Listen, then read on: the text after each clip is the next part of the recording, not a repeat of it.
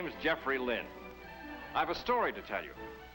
My story is about fabrics and folks like you and that engrossed young couple over there. There was a time not too long ago when if something like this happened, well, how would you feel? Indignant? Sick all over? After all, a ruined suit or a cleaning and pressing job is expensive. But my, how times have changed. Annoyed? Certainly. But only the mild annoyance that comes from knowing it'll take less than an hour to wash and dry them before putting them right back on. Just think, less than an hour. That's a miracle. A miracle that could only happen in the wonderful world of wash and wear.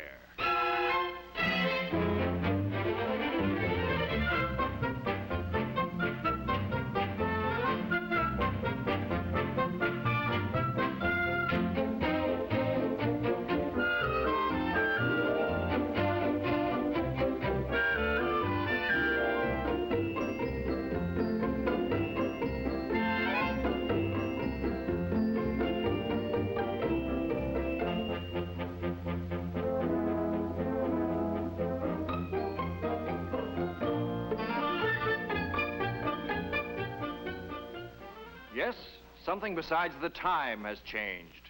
Something quite important. That's the real story. One that begins over here. In the bottom of the laundry basket of the average home of the average family. For about 6,000 years now, give or take a couple, we've faced the problem of covering our bodies with clothing. First, the fig leaves. Since then, we've relied pretty much on 4 sturdy natural fibers, animal and vegetable. Like, for instance, wool, silk, cotton, and linen. Yes, since the Stone Age, man has spent a lot of time seeking better materials for his clothes. Plus, a good deal more towards finding easier and different, always newer, always better ways to get his clothing clean. Right up to today's automatics.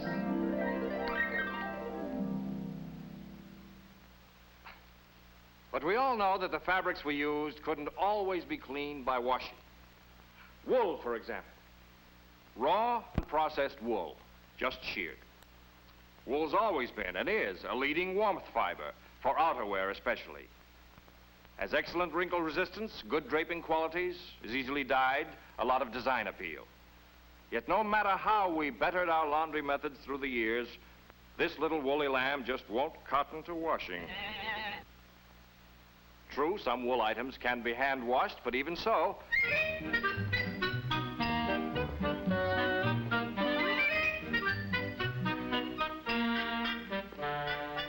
that lad's growing as fast as crabgrass, so that sweater shrank. We all know wool shrinks like no other natural fiber.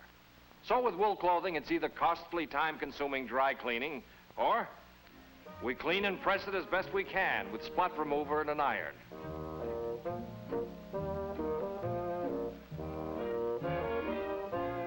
Used to be some guys even pressed their pants under the mattress. The newspapers prevented the springs from leaving impressions. So while better washing methods solved some of our washing problems, we knew further progress might be found in something other than natural fibers for our clothes.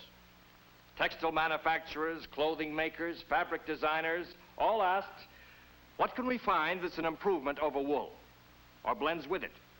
What looks, feels, drapes, fashions better than wool? And for that matter, cotton, linen, and silk.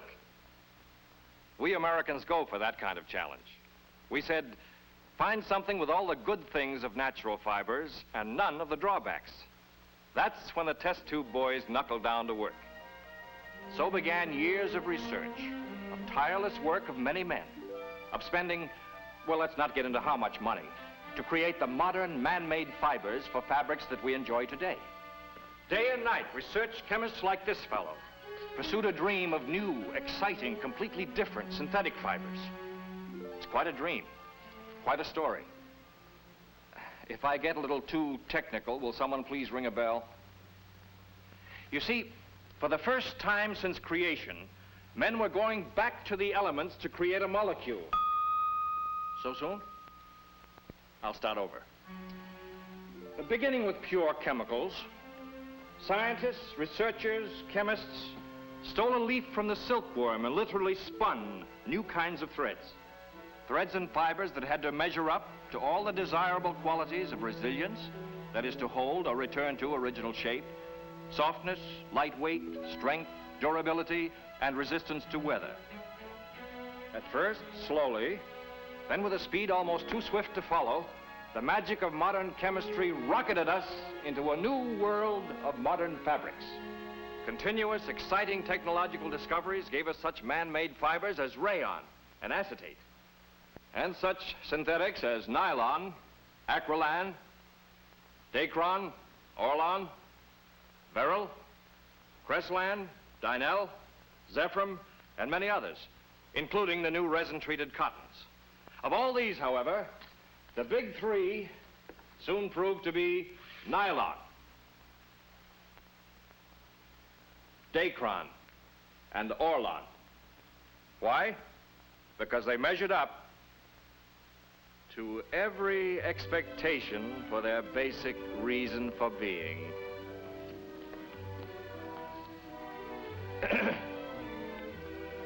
Take that young fellow. Wears a suit of dacron. Washable, doesn't wrinkle easily, holds its shape better than wool. His girlfriend wears a sweater of orlon. Soft, with a luxurious feel, lightweight, yet warm and weather resistant. And Peeping Tom has a nylon jacket.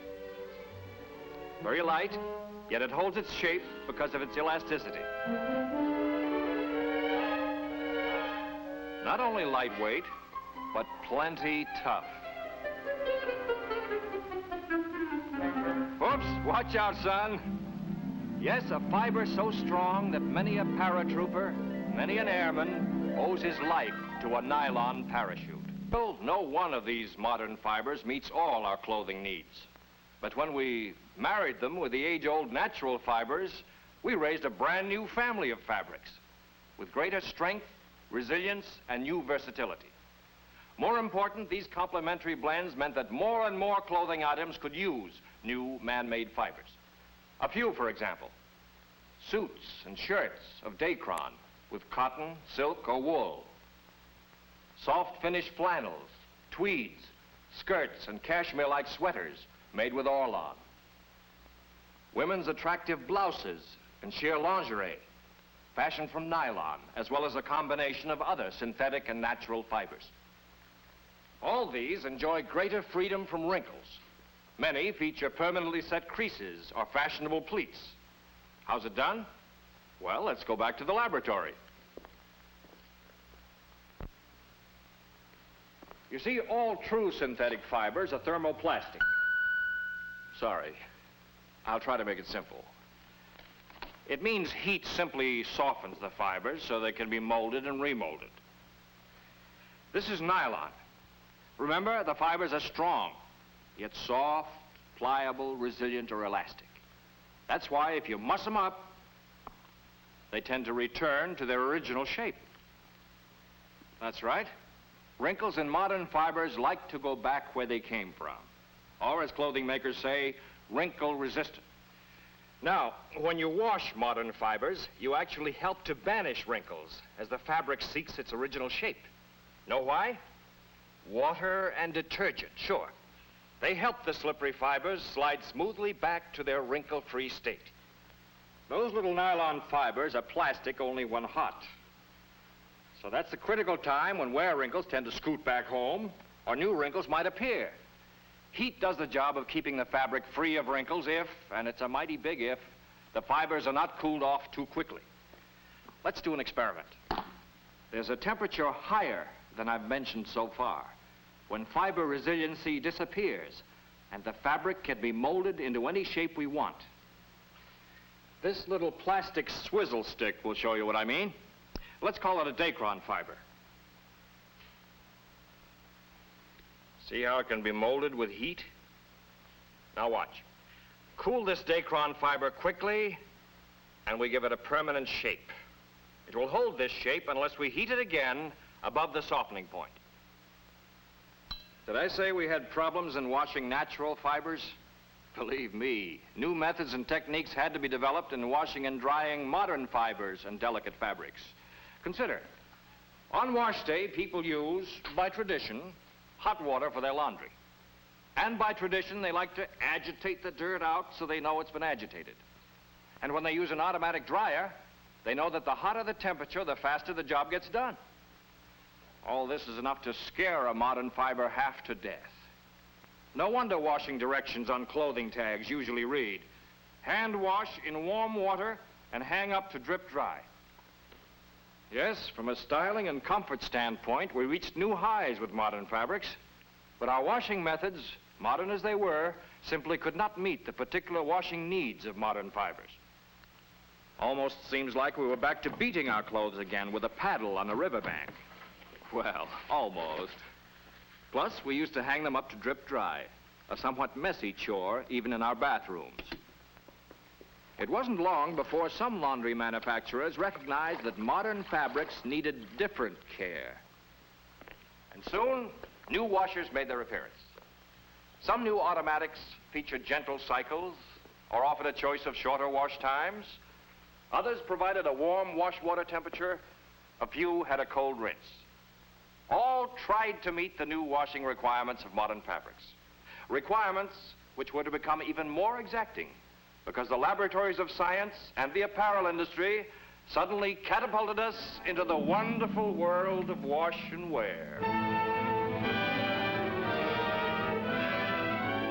Modern fibers, alone or in blends with natural fibers, brought new innovations in cool, crisp, comfortable clothes. Everything from shorts and casual slacks to colorful sport coats. From sun-happy sports shirts to fine weave dress shirts. The sheerest of slips and blouses. Bathrobes to rainwear to beach wear. At first, summer wear, then all-weather wear. Suits and topcoats for men. Fashionable sweaters, skirts, and synthetic furs for women. Even, believe it or not, tuxedos. Modern fibers in fashionable weave fabrics soon accounted for 1 out of every 3 sales. Based on the increasing usage of wash and wear, manufacturers are expecting to more than double today's output within the next 2 or 3 years. For example, they'll turn out 3,440,000 suits, 5,500,000 jackets, 13,900,000 slacks, and 21,900,000 business shirts. A success story, climaxed only by modern apparel clearly associated with the word automatic. The automatic suit. I'm wearing one now. A suit designed to be repeatedly worn, then washed in an automatic washer, and tumble-dried in an automatic dryer, then worn immediately. With the creases and pleats still in place, but with the wrinkles gone. Small wonder it's called a limited care item. But to give it even limited care requires certain basic musts. Knowing them will help you in buying wash and wear. Generally speaking, these are warm wash water, short washing cycle, gentle agitation, water cool down, gentle spinning, cold rinse, right drying temperature, and drying cool-off.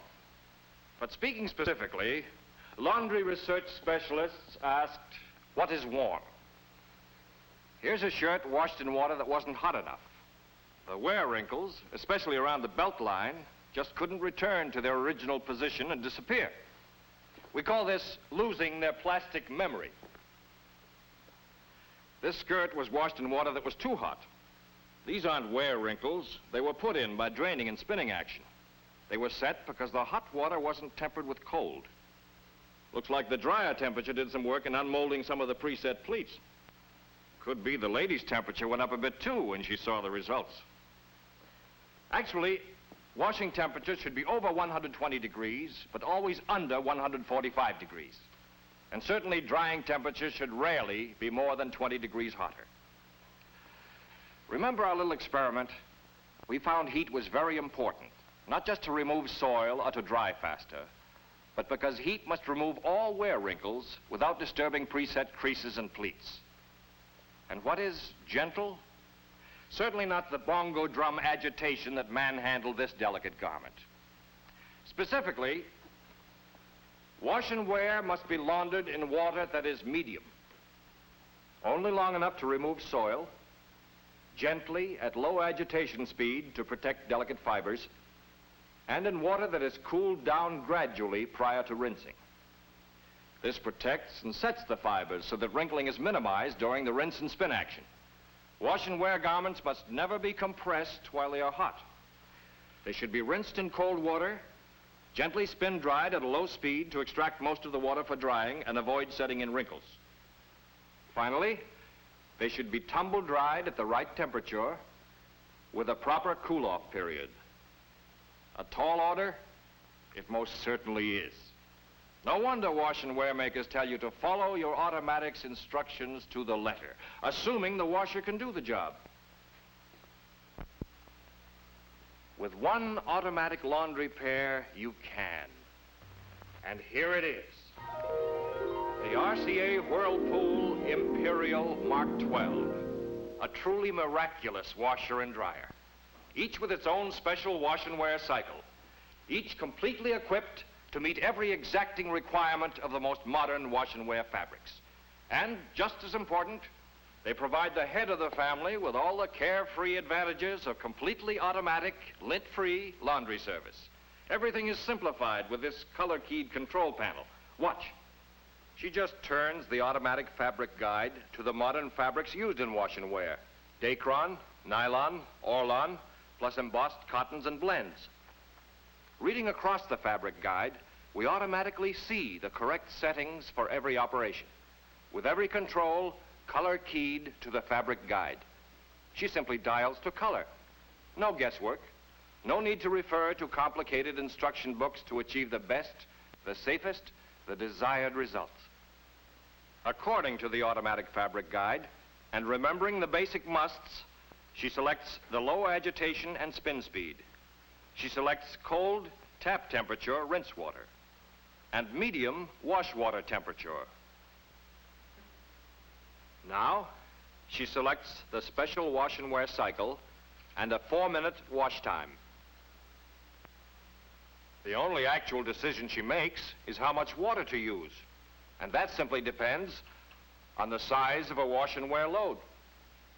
She can choose an infinite water level for greatest economy on partial loads. Filled, and with all the clothes in, well, almost all in,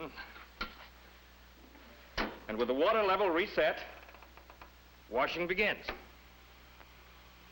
4 minutes wash time. Apparel washed so gently in her favorite detergent at low agitation and by thorough, balanced circulator washing action. Wash water temperature, just right to get clothes sparkling and remove all wear wrinkles. This is equally true of this regular washer or the big capacity washer-dryer combination, where wash and wear gets the same thorough, gentle care while being exclusively washed with water, not in water. After the washing agitation in the regular washer, the wash water is now gradually cooled down by cold water tempering while the clothes are still in suspension. This cools the fibers and avoids wrinkles that might occur during the drain out and during the spin cycle as clothes receive their thorough cold water spin spray rinses, followed by the low agitation, deep cold water rinse. And then low speed spinning to damp dry the clothes. And now the wash and wear is ready for the dryer. Drying wash and wear is equally important. Remember, we want enough heat to soften fibers and remove wear wrinkles, but not enough to disturb preset creases. As with the washer, she uses the dryer's automatic fabric guide, again color-keyed for every fabric. She simply dials to color. No guesswork on her part to choose the special wash and wear setting. She selects it, choosing perhaps 30 minutes drying time, depending on the load. And with this single setting, she automatically gets the proper, safe drying temperature for wash and wear. And now the clothes are gently tumble-dried in safe, tempered heat. Again, this is equally true of the regular dryer or the washer-dryer combination. Always fast, safe drying of wash and wear that protects every fiber with the right temperatures, and whether in the combination or regular dryer, during the final 10 minutes, wash and wear items are gradually cooled down as they are tumbled in unheated air, a special feature that prevents wrinkles from being set when the dryer stops. And the sunshine fresh results?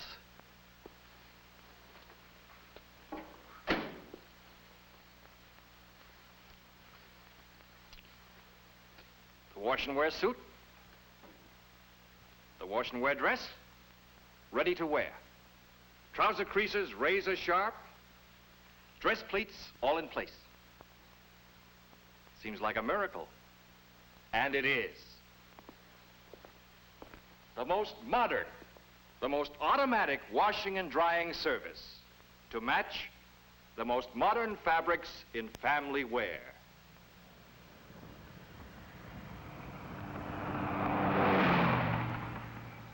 I believe this is where we came in. In case you're worried, they stepped back just in time.